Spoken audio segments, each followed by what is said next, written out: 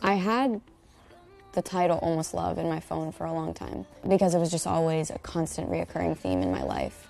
And it didn't happen until, we were on the microphone, and that's kind of usually how I like to get things started, by just finding my melodies, and, words kind of naturally come out of those melodies. And as we were singing it, we did a Almost Love. And at first it was something else. It wasn't Almost Love, it was Something Love.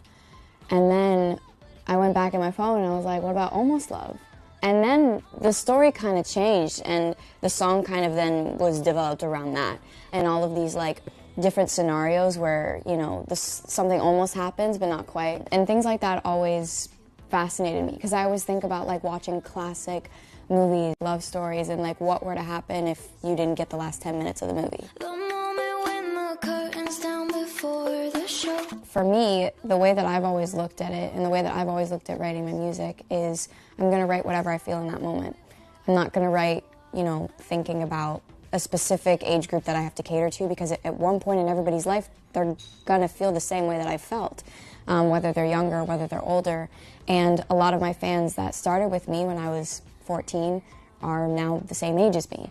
So I think for me, that's the only way that I can truly get to them, is by being honest with myself. People, as they'll see this transition from me, they'll think, oh, she's changing, she's not herself anymore, when really it's the opposite. I am going through these things, and I have to write about them or I will go crazy. A line that I tweeted a couple months before the song actually came out, because it was my favorite line. My favorite line was, I want you like a loner wants an empty room.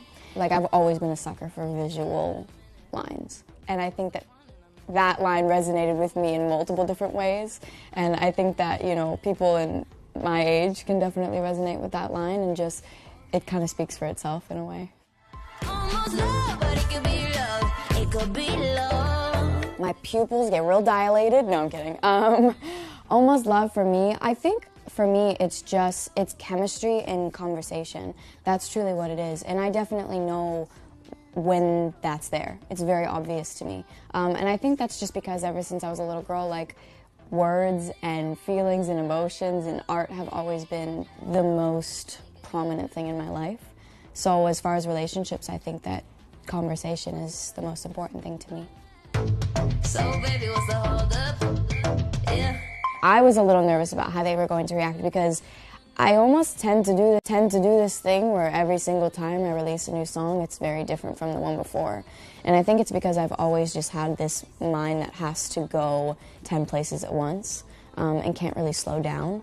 And so I'm always kind of ahead of myself, and I always just want to challenge myself. And so it's amazing to see how they reacted to this one in particular, because of course the rest of the album is kind of taken on this journey from this song forward.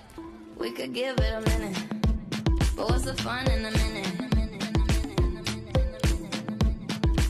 One of the reasons why the album is called Singular is because I do believe that each song stands alone.